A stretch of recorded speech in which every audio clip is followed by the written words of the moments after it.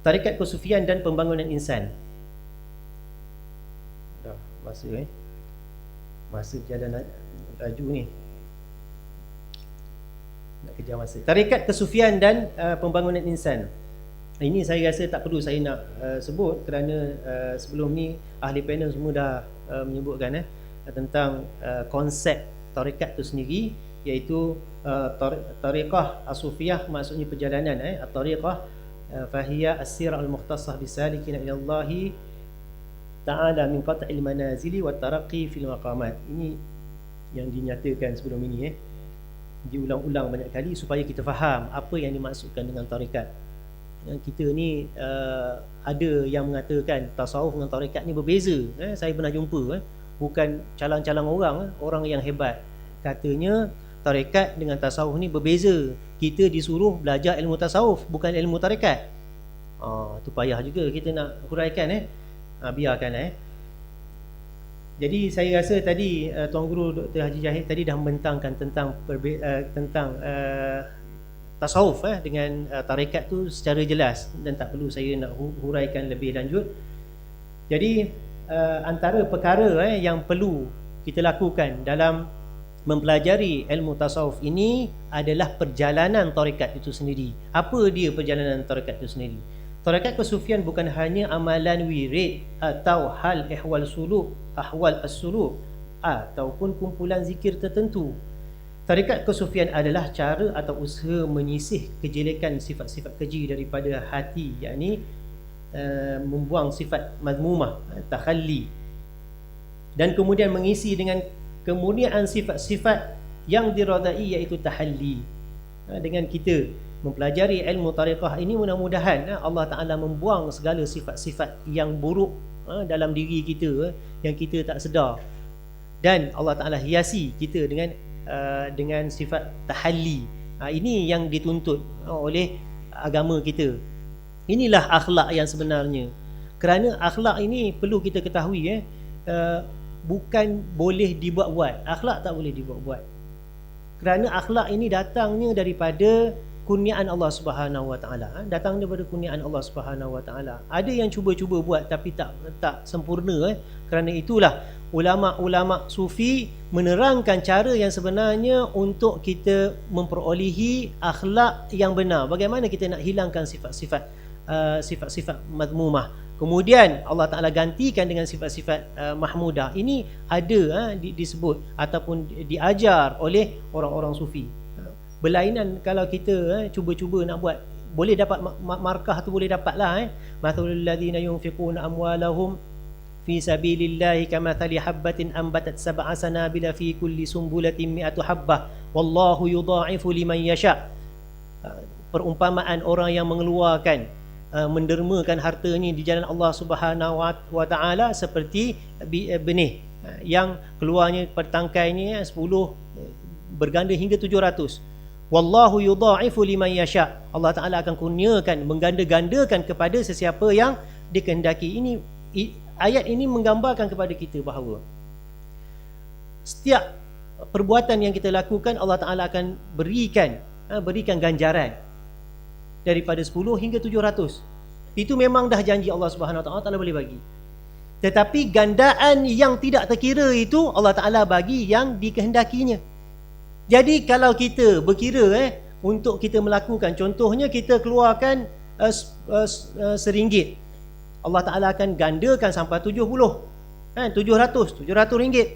Tetapi kita lupa ada gandaan yang lebih hebat daripada tu yang Allah Ta'ala sebut pada hujung ayat itu, iaitu wallahu yudha'ifu liman yasha. Ini orang yang khusus, orang yang mengkehendaki, yang nakkan rahmat Allah Ta'ala yang tidak terhitung, bukan yang boleh dihitung. Yang inilah rahsia yang terdapat dalam ajaran yang dibawa oleh orang-orang sufi. Dapat pahala dapat, tetapi orang-orang sufi ni dia lagi tamak untuk mendapatkan rahmat Allah Subhanahu Wa Ta'ala sebanyak-banyaknya. Sebab itu mereka ambil fokus yang hujung, bukan yang depan tu. 700 boleh kira lagi, darab-darab pun boleh kira lagi. Tetapi wallahu yudha'ifu liman yasha, tak terkira, tidak terhingga. Itu yang nak tu. Jadi kalau kita lihat pada satu sudut, Kalau kita lihat Imam Abu Hanifah berkenaan dengan tarekat sufi ataupun ilmu tasawuf ini, Az-Zahabi menyebutkan bahawa beliau sendiri membaca Al-Quran 7,000 kali di tempat beliau akan disemadikan kerana takut sengsara azab kubur. Ini yang kita nampak begitu. Amalan-amalan selain membaca Al-Quran pun banyak lagi. Ini amalan-amalan yang dilakukan oleh ulama-ulama terdahulu, mendekatkan diri kepada Allah Subhanahu Wa Taala dengan amalan-amalan tertentu. Bagaimana kita menolak amalan-amalan tersebut? Ini kalau dapat dengan orang Wahabi ini 7,000 kali, ini bukan satu bid'ah, 7,000 bid'ah. Kan? Satu bid'ah, kita baca Yasin dah dikata bid'ah, kalau khatam Quran 7,000 kali, 7,000 bid'ah. Darab pula.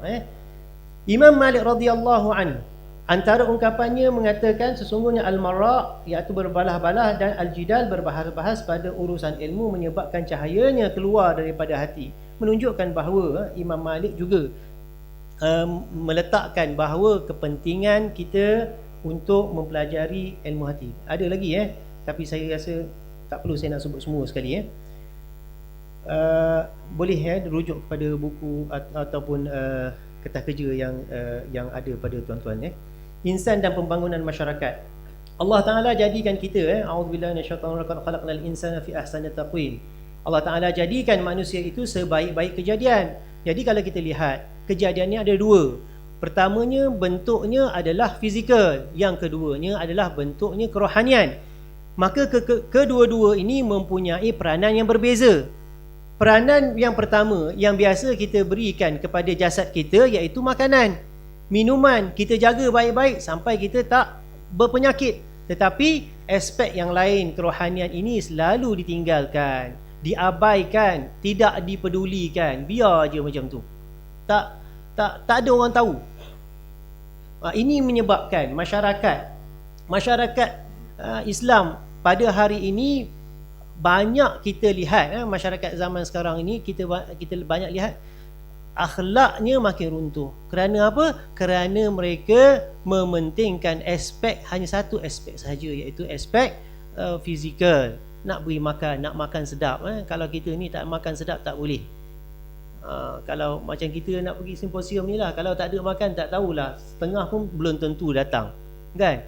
Sebab apa? Kita memikirkan aspek fizikal. Kalau kita memikirkan aspek kerohanian, apa sahaja, daripada jauh pun kita datang, kita tak peduli apa yang berlaku, tapi kita nakkan keredaan Allah Subhanahu Wa Taala. Itulah aspek rohani yang kalau tak diajar, maka kita tidak akan memperolehinya.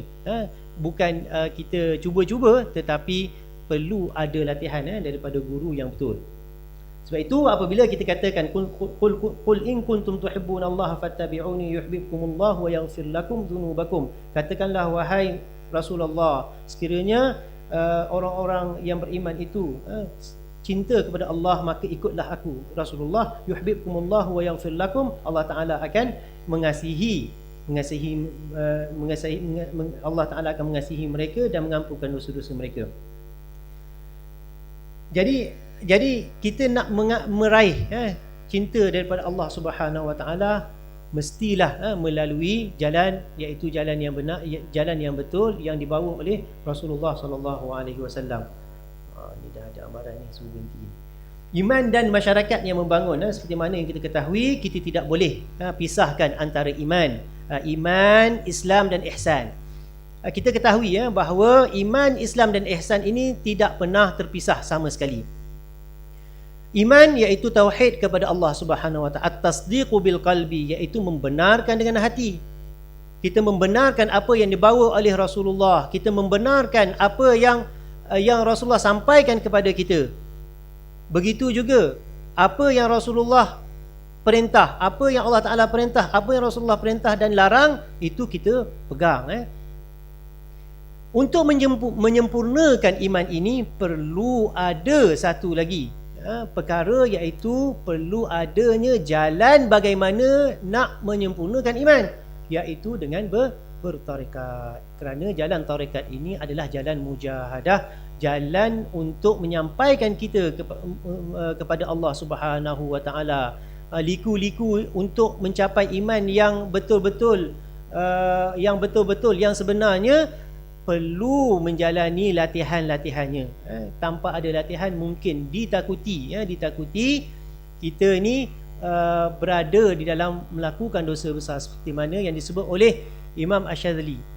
Katanya Abu Hasan Asyadzali mengatakan, wa man lam yataghalghal fi hadzal ilm khafa matan musirran ala al-kabair. Aku takut orang yang tidak mempelajari ilmu ini, mana ilmu tarikat ini, ilmu tasawuf ini, ditakuti matinya dalam mereka melakukan dosa besar. Bukan bermaksud mereka tak semayang, tak puasa, bukan, tetapi mereka mempunyai sifat-sifat hati yang jahat. Kerana sifat-sifat hati yang jahat ini perlu dibersihkan supaya iman kita itu betul. Sebab itu ada hubungan di antara iman dan ihsan. Jadi khulasah lah, dah waktu dah terlalu singkat. Khulasahnya ataupun ringkasannya, bahawa iman, amalan dan juga akhlak perlu disatukan. Cumanya iman ini kita bukan setakat tasdik bil qalbi sahaja, perlu kita beramal dengan apa yang kita tasdik. Kita menyebut la ilaha illallah Muhammadur Rasulullah, itu keimanan kita kepada Allah Subhanahu wa taala. Perlu kita melakukan kefarduan yang Allah Taala tetapkan kepada kita, di samping kita melakukan perkara-perkara yang sunat, dan juga amalan-amalan yang asas yang membantu untuk meningkatkan kita kepada Allah Subhanahu wa taala. Kerana dengan adanya sikap ataupun akhlak ini, maka kita akan dapat, kerana dengan adanya amalan ini, maka kita akan memperolehi akhlak yang baik. Kerana akhlak yang baik ini adalah akhlak yang diridai oleh Allah Subhanahu wa taala. Ia diperolehi turun-temurun daripada Rasulullah sallallahu alaihi wasallam hingga ke orang-orang yang soleh, hingga kepada orang sufi ini, hingga ke akhir zaman nanti, insya-Allah taala. Sebab itu kita kena berhati-hati dengan orang-orang yang orang-orang sufi, orang-orang yang mendekatkan diri kepada Allah Subhanahu wa taala. Satu hadis sebelum saya mengakhiri ini ingin saya sebutkan. Allah Subhanahu wa taala berfirman, man adali waliyan faqad adantuhu bil harbi wa man taqarraba ilayya 'abdi bi syai'in habbu ilayya mimma aftaradtuhu alayhi wa ma yazalu 'abdi yataqarrabu ilayya bin nawafil hatta uhibbah fa idza ahbabtuhu kuntu sami'ahu alladhi yasma'u bihi wa basarahu alladhi yubsiru bihi wa yadahu allati yubtishu biha wa rijluhu allati yamshi biha wa in sa'alani li'a'tiyannah. Panjang hadis ni. Maksudnya apa? Maksudnya Allah Ta'ala, apabila Allah Ta'ala itu, saya bagi ringkasan pada mafhum hadis ini, bahawa apabila Allah Subhanahu wa taala meredai seseorang itu, maka segala apa yang dikehendakinya Allah Ta'ala akan setuju. Jadi untuk pembangunan insan, untuk pembangunan masyarakat, untuk pembangunan diri kita, perlulah kita mencari seorang guru untuk kita mempelajari apa yang diperolehi dari yang diwasiatkan kepada kita oleh Rasulullah sallallahu alaihi wasallam. Moga-moga kita mendapat rahmat dan nikmat serta pelbagai akhlak yang baik diterapkan dalam jiwa kita. Jadi saya akhiri dengan aqulu qauli hadza wa astaghfirullahal azim lakum. Assalamualaikum warahmatullahi wabarakatuh.